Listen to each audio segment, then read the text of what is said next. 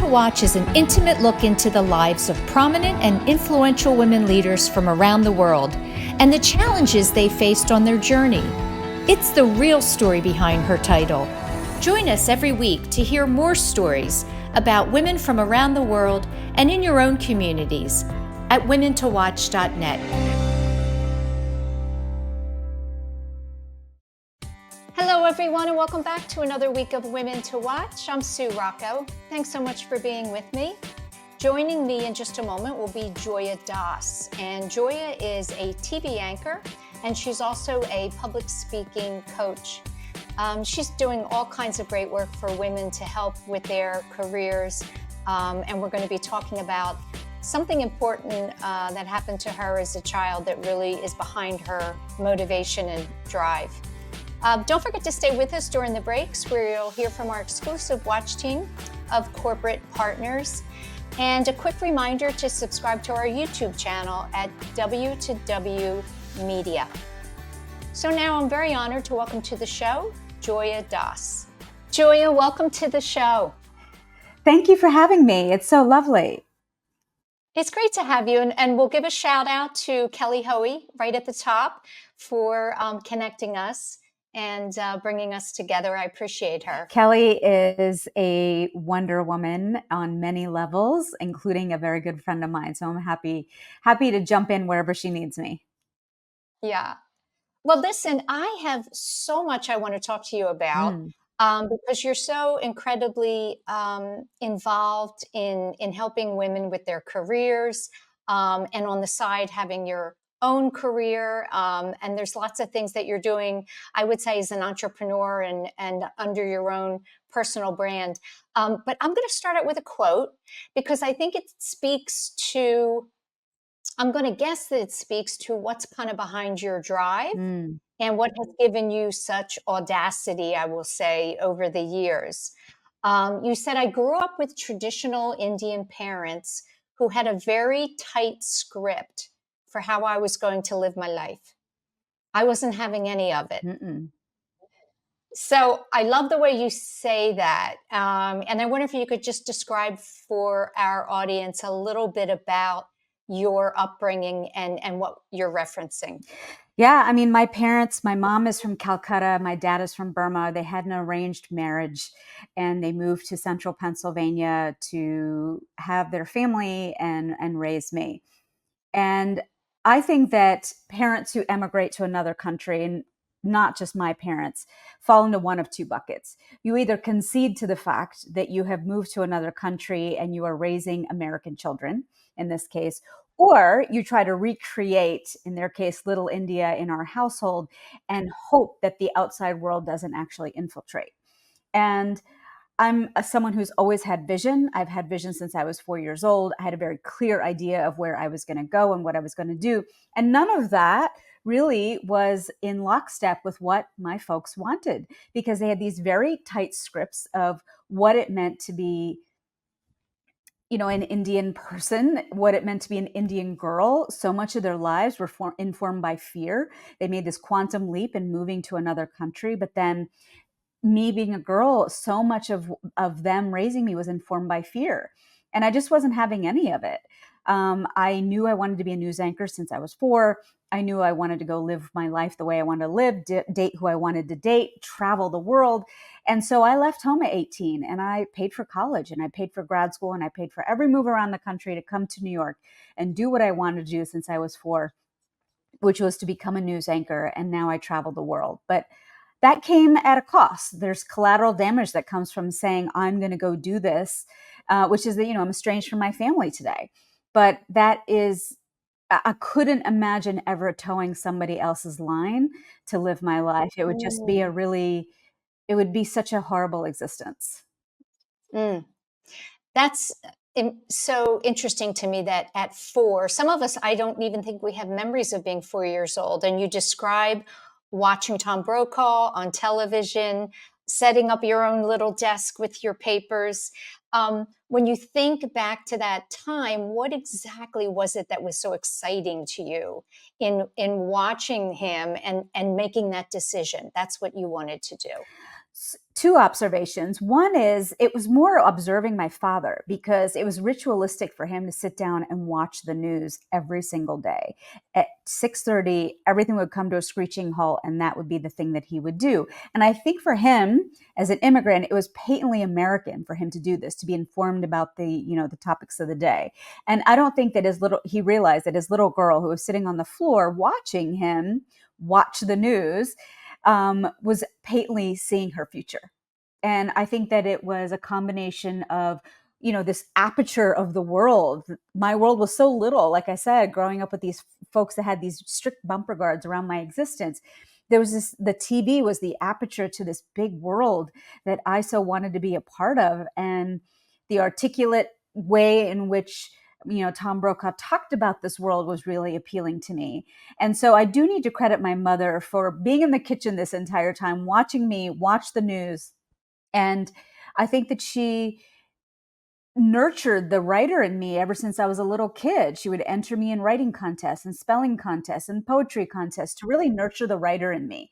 So I don't think that it was a direct line A to line B, but my mom saw something and nurtured me to line B. Mm.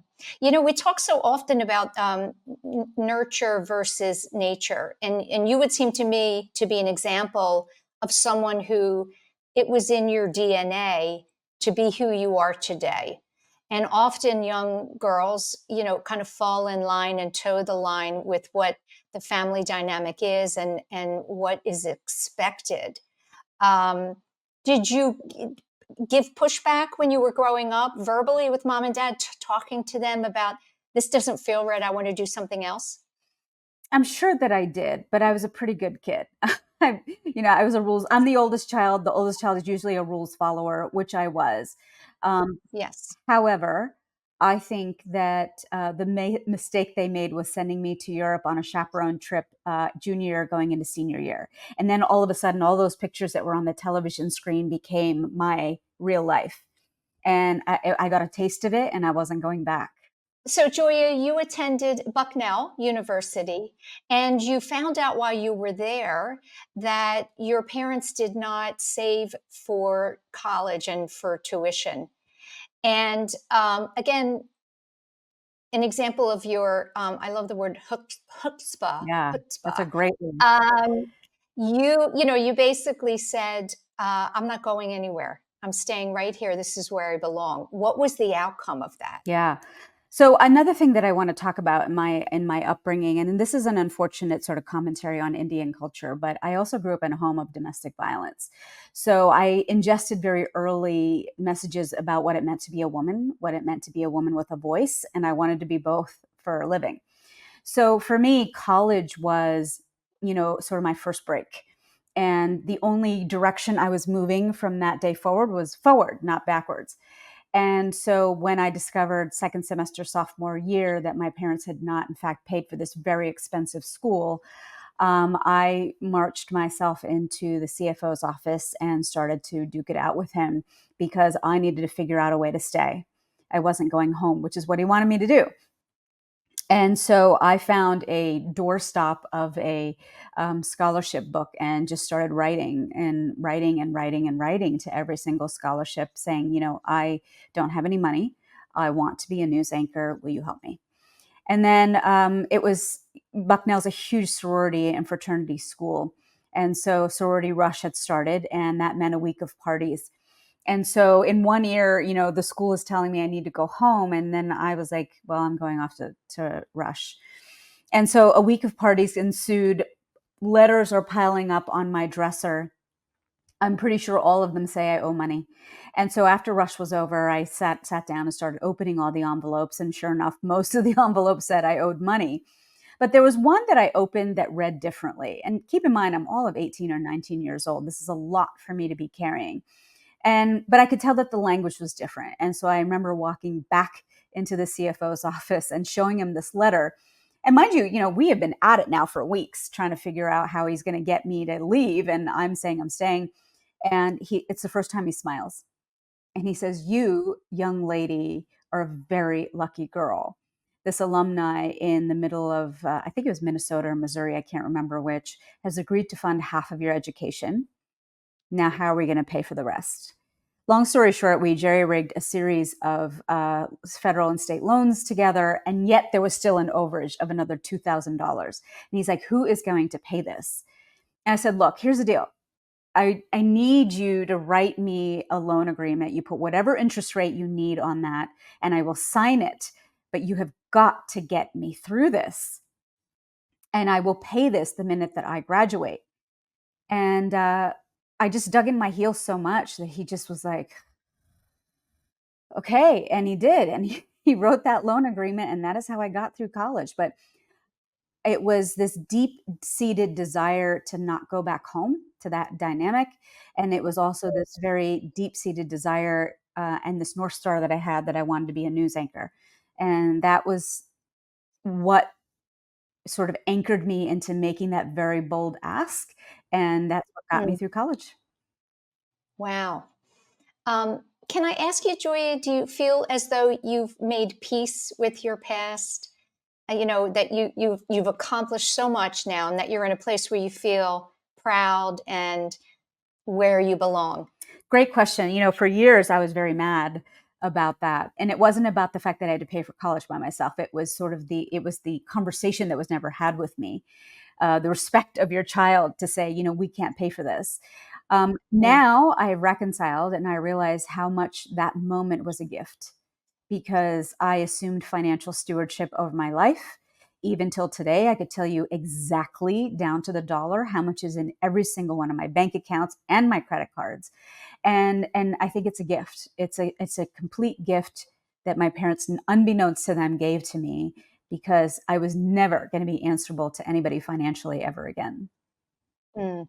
Something that you talk about a lot that I so wholeheartedly agree with is the power in talking about it. So talking about the real stuff, the tough stuff, the things in our life outside of our careers. And I'd love for you to just describe what you think the power is in people being vulnerable about who they are, where they came from, and what their challenges were, and how that really can help us where we sit today. My first on-air station was a small CBS station in Casper, Wyoming, population 50,000. And I remember my general manager, whose Barteb essentially eventually probably sunk the station because it's no longer. But I remember this. He said, stop trying to be what you think a news anchor should be, and just be yourself, because you are the most unique thing that you bring to the table. And I think that was where, formative years for me. I was still, making my way in the world. Um, but I think I've always been hardwired to be this person. I had nothing to lose. So I have always shared very openly and transparently about my family dynamic, my home dynamic. I've done a whole TED talk on this. And I see the power that it has to change a room. And most people, now that I have clients that I'm teaching to do the same thing, it takes a ton of courage. And most people don't have the courage to be able to share that openly and transparently. But there's so much power on the other side when you do, and when you have the courage to do so. I have an example of a client who was, looking for work for a couple of years and just wasn't successful. She wasn't getting past job interview number 1.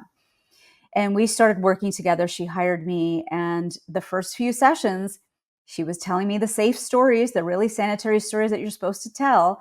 And I kept pushing for something deeply personal.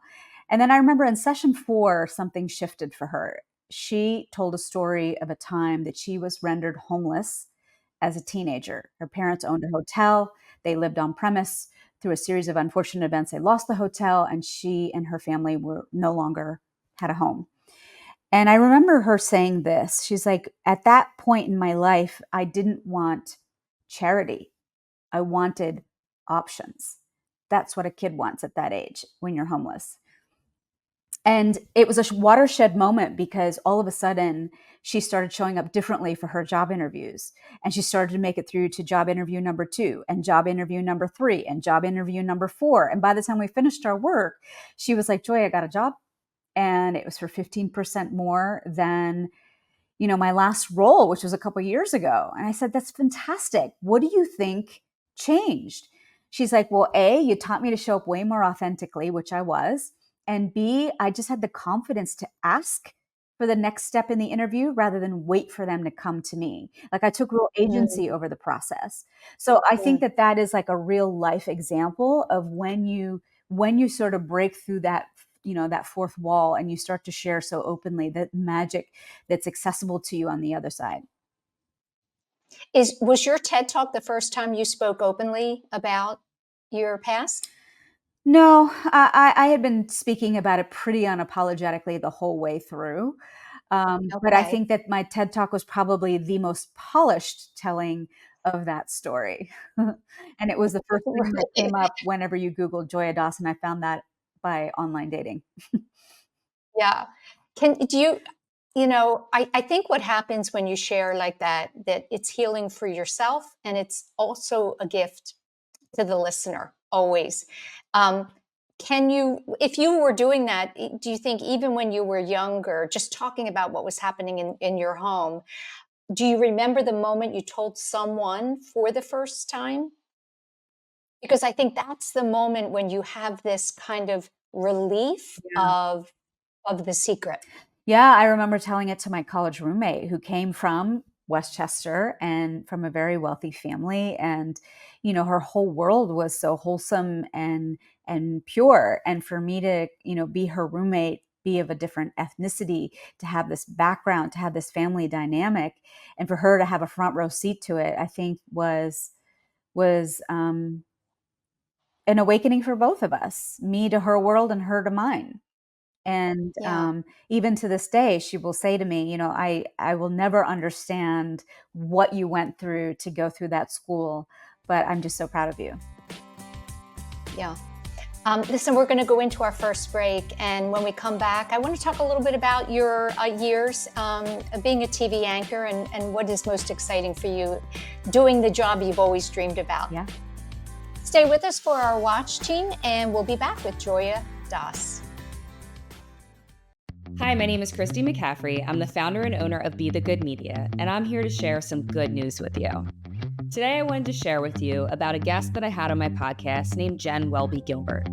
Jen is an elementary school teacher who says that she wants her students to know that they are never too young to make a difference and that they have the ability to change the world.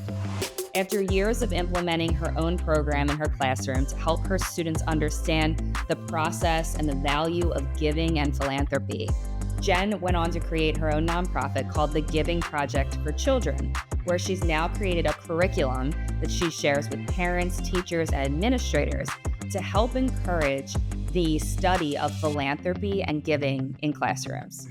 How inspiring is that? That is some good news. To hear more of our conversation, you can visit bethegoodmedia.com. And there you'll also learn more about how Be the Good Media works to amplify impact-driven missions and causes. Again, I'm Christy McCaffrey. Listen here for more good news on Women to Watch. CEO, board director, and executive mentor to Fortune 500 executives through my work at the Exco Group, firm of experienced CEOs, board directors, and global business leaders who offer real-world experience to help organizations and senior leaders grow. Today on Leadership Watch, we're going to talk about being in the driver's seat of your career. No matter what stage you're at in your career, you need to grasp that you are in the driver's seat. Understanding from day one that you and you alone are responsible for your career is critical. After all, why would you hand your career over to someone else to manage? There's no one as vested in yourself as you, and the ugly truth is that most managers are focused on execution rather than team development. So how can you ensure that your career stays on track? First, make sure you have a clear set of agreed upon goals that are measurable, and if priorities shift, rewrite them with buy-in. 2, if you see something that can be improved upon or automated, don't wait to be asked, just do it. This is good advice for tech-savvy millennials and Gen Zs who can help lead the way with AI. 3, don't insulate yourself. Get to know other parts of the organization and network both internally and externally. Feel free to drive outside of your lane. And 4, while your career is yours to own, don't go it alone. Identify sponsors and mentors. Also, it's important to make self-reflection and self-assessment a habit. Think through where you want to be 5 years from now and create a roadmap for yourself. Does your current path get you there? Are you passionate about what you're doing? Do you feel challenged? Are you learning? Do you feel respected? And importantly, are you a cultural fit? And is the company a cultural fit for you? If you answer negative to any of these questions, it's likely time for some course correcting. Please follow me on LinkedIn at Dawn's Ear. And if you're a senior executive looking to grow in your career, check out excoleadership.com to learn more.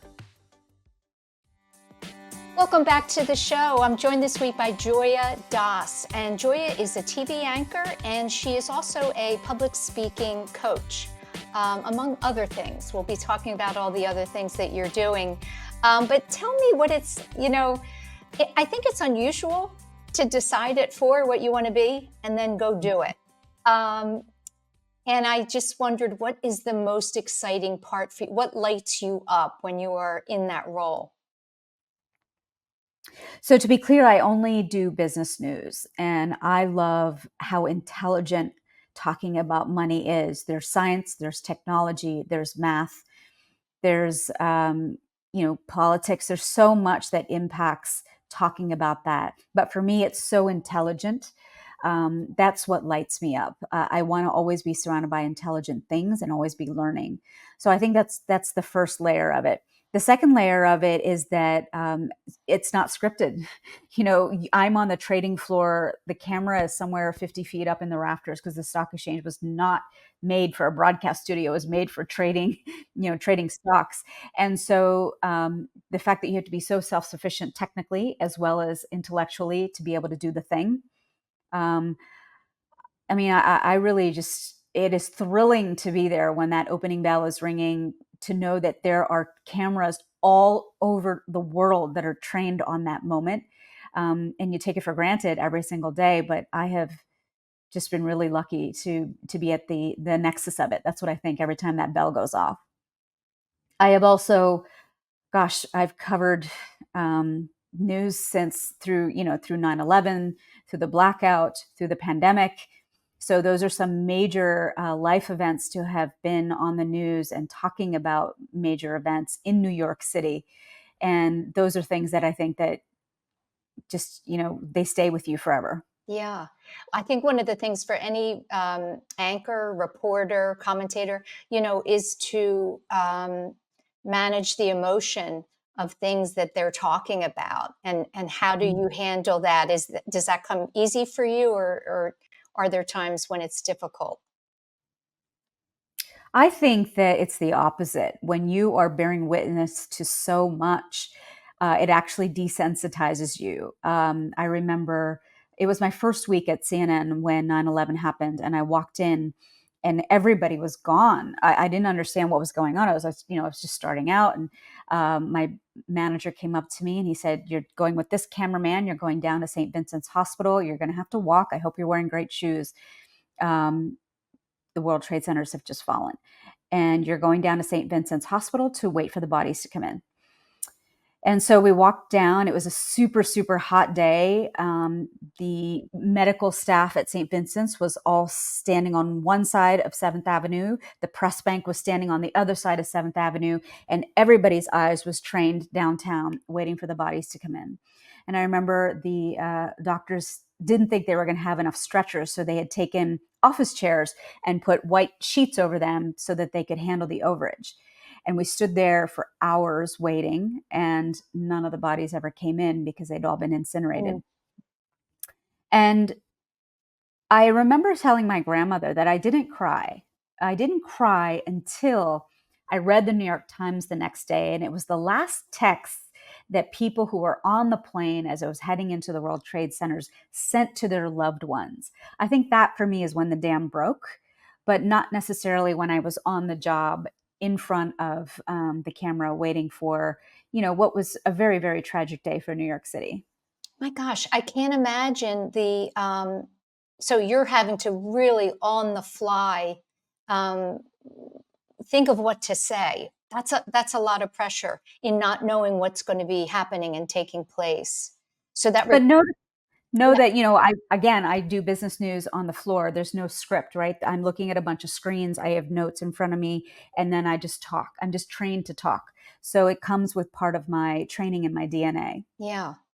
Something else that I read, I wanted to ask you about. In 2010, you launched a documentary production company. Tell me about that and what kind of projects you did.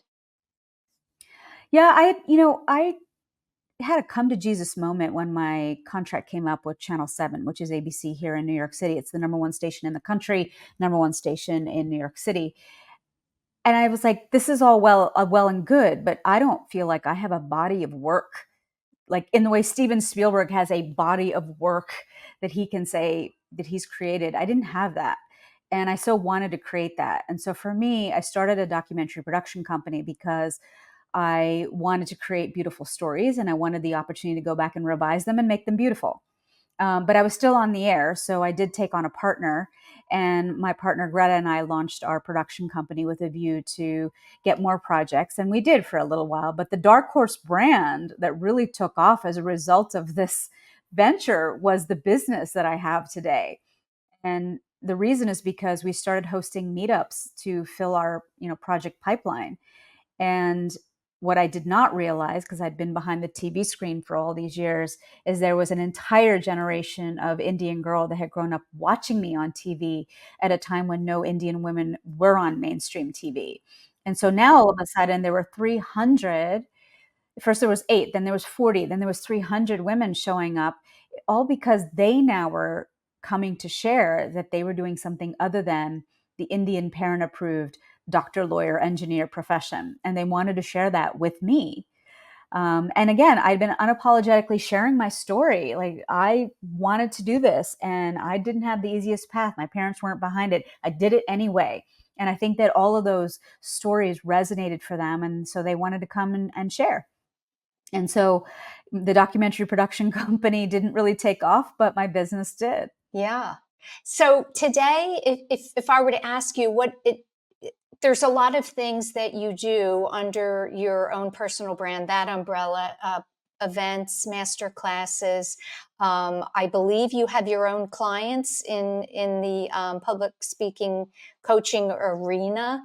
I guess my first question is, when you decided to start all of this, was the goal in mind to help specifically Indian women with their own careers?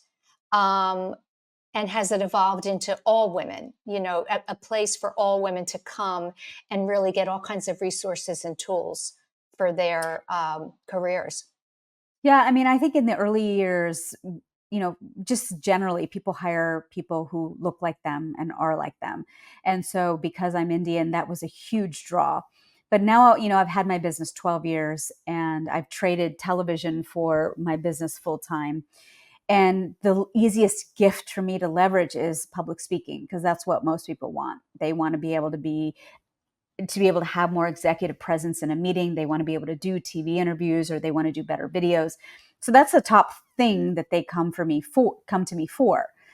Has it evolved? Yes, because as you're in business, you start to get very clear on the avatar of person, of woman that you want to work with. And so today it's someone who's between the ages of 45 and 55, has already built a big career, has some clarity on the message that they want to share. They probably travel a lot. They have a high risk profile because I'm doing your retreats in countries that are off the beaten path. And they have a growth mindset. They already invest in themselves at a great, a ton, whether it's financially or time-wise. So for me, I've started to take on male clients as well, but it's because they tick all those boxes. But it doesn't necessarily have to be an Indian woman. I always have at least a few in my mastermind. But it's this avatar of human that has started to really be the moth to the flame for me. And how much would you say, or what percent, I guess, is spent on personal development versus leadership, executive roles? Taking specific steps to rise to higher levels in their careers. Yeah. So what sits at the core of my business is my mastermind. It's 12 months. It's $33,000 next year. But in that container, I am working on 3 things. I'm working on your mindset, because I find that most women are in their own way. They might have this goal sitting out here, but they don't necessarily feel that they are worthy of that goal. So at a very foundational level, I have to work on that. I work on your personal brand. And what does that actually mean? It means, you have clarity around a message that you want to share. You were homeless at one point. How does that parlay into the job that you have today? And connecting those dots and telling that story in a clear and concise way is the work. And then that container, the mastermind, culminates in those women getting up on a stage and giving a TED style talk on a New York City stage in front of 200 people or 100 people. So for me, I believe in working on mindset. I believe in building the personal brand, but then having something really performative at the end, because you could have just like not done any of the work all year long, but then at the end, there's nowhere to hide. Yeah, I really truly believe with all my clients that there always has to be something performative at the end, so there can be bearing witness to the work that we've done together. Yeah, it sounds incredible. If I were to ask you, how do you see the world if we had more women leading countries? What do you think that difference is, or what has been missing, and why is it so important for more women's voices, um, involvement in policy making? Why is it so important in your view? Yeah, I wrote about this morning. What is it that we're telling our daughters? Because I sit across so many sales calls throughout the week, and women don't feel worthy of asking someone to be a mentor. They don't feel worthy of investing in themselves so they can advance. They don't feel worthy of taking up space. And so I think it starts at a very, basic level. What are we saying to our daughters? Um, and so then the next step, once you've decided that that's not going to be your story anymore, are you investing in yourself to tell a different story? Are you investing in a coach? Are you investing in any kind of growth modality so that, you aren't in the same place a year from now? Um, I mean, it pains me to sit across the table, especially from women of color, every single day and hear the same things over and over and over again. So I think that women are often in their own way, and if they could actually get out of their own way, there's the work. Um, the other piece, in answer to the question that you're asking me, I remember doing an event at the Marjorie Post home. Marjorie Post, it was heir to the Post cereal fortune. Her parents, when she was 20 years old, died in a car accident. Now, she then came into $20 million, which is a fair bit of money back in the early 1900s, and took over the reins of the company. However, her father, while she was growing up, brought her into every single board meeting so that she could observe how a business was run. So did she fritter away that $20 million when she came into it? Absolutely not. In fact, Mar-a-Lago, which is where Trump now, has a summer home, was built by her. She had a home in the Catskills. She ran the Post cereal company for many, many years until she died. She had many husbands, one of whom was, a diplomat to Russia. So I think that there is an opportunity to change that story, but it maybe starts with fathers who are, very early on taking their daughters and bringing them into the boardroom and saying, this is how business is done. This is what numbers are. The numbers are sexy. And I don't know that we necessarily we've gone a long way, but if you think about it, it's only since the 70s that women have really entered the workforce full bore. Now women in their 50s have really entered into those senior leadership roles.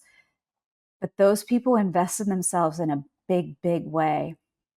Yeah, I think it's so important what you said about, fathers and just men in general becoming a part of the conversation, validating these aspirations that women and young girls have, and understanding the importance of it as well. And I think we're seeing it now more than ever.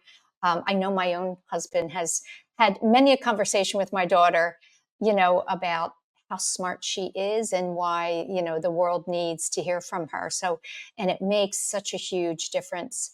um, in your life is exciting. I think you get to travel, you've met a lot of interesting people.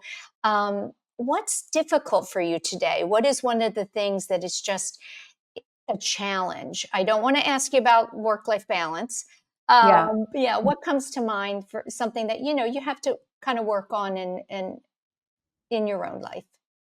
Yeah, I mean, I think dialing in my sales funnel and my sales systems, that's something that I'm actively working on because there needs to be, I'm a big believer in systems and processes. And I think that my systems and processes really need to be dialed in.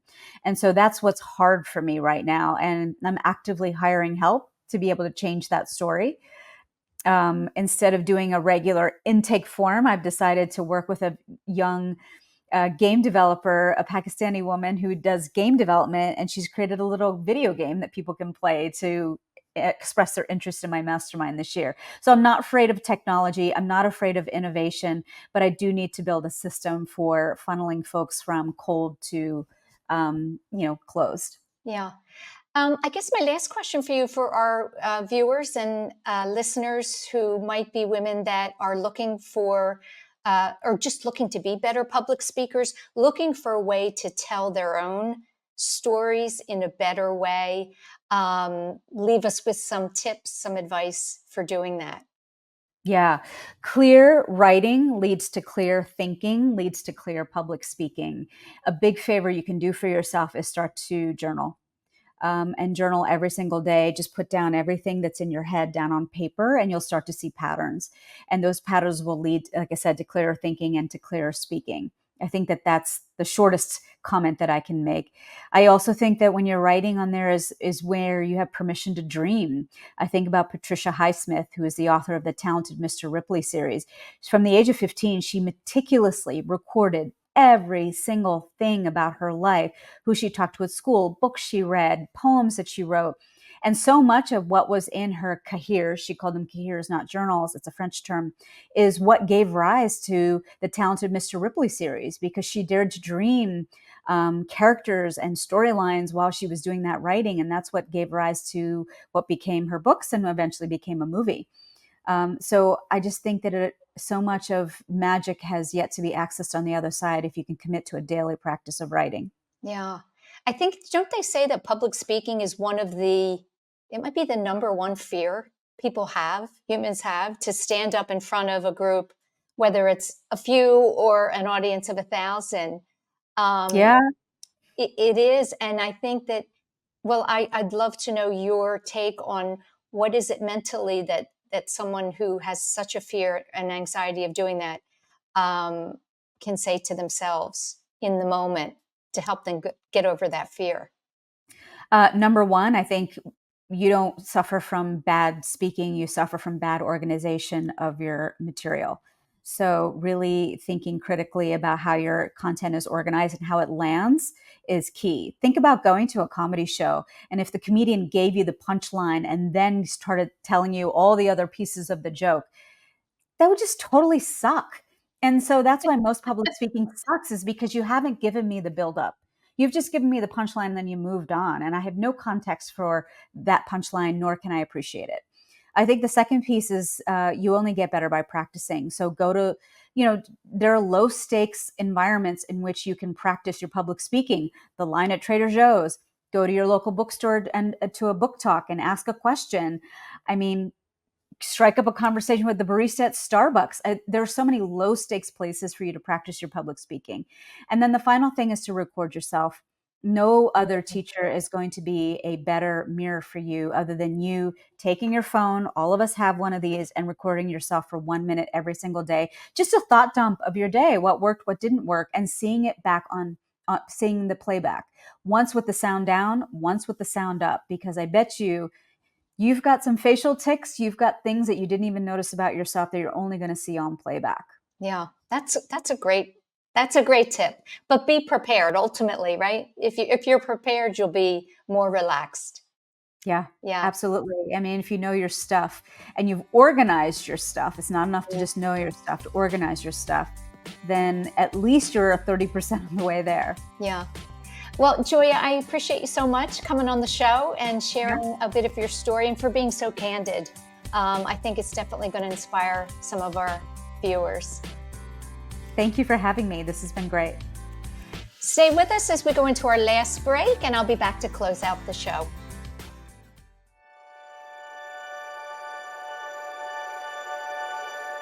We are CHOP, and we can't wait to show you around. We're the nation's first children's hospital. Now, a care network with more than 50 locations that continues to expand. 3 state-of-the-art research buildings with 1.5 million square feet of space. We have grown from 12 beds 165 years ago to nearly 600 beds and one of the best children's hospitals in the world. We have a level 1 trauma center, 11 floors of patient units, more than 20 operating rooms, first of its kind delivery unit for babies with birth defects, a separate cardiac operative and catheterization suite, and places to learn, like our internationally recognized simulation center. We have trained generations of leaders in the field of pediatrics. We are world leaders in medicine, surgery, and science. One of the top recipients in NIH funding for pediatric research. In this building, pioneers in CAR T therapy, mitochondrial disease, brain tumors, hyperinsulinism, and other rare diseases. Here, groundbreaking work in fetal surgery, genetics and genomics, and neurology. In our newest building, leaders in social determinants of health, clinical informatics and epidemiology, autism, trauma and injury prevention. Our patients come from every state and 115 countries.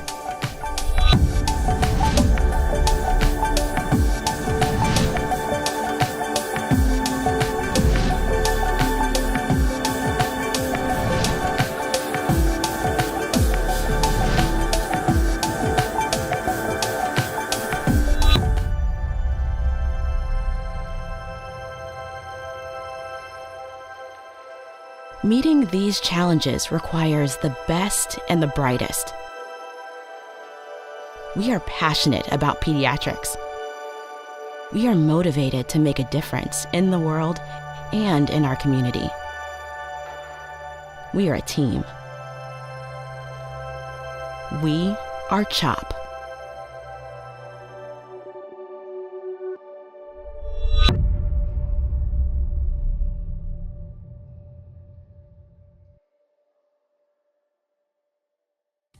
That's it, everyone, for another week of Women to Watch. Thanks so much for being with me. Next week, I'm going to be speaking with Madison Eggert, and Madison is the Vice President of Political Affairs for Comcast, NBC Universal. Hope you all have a great week.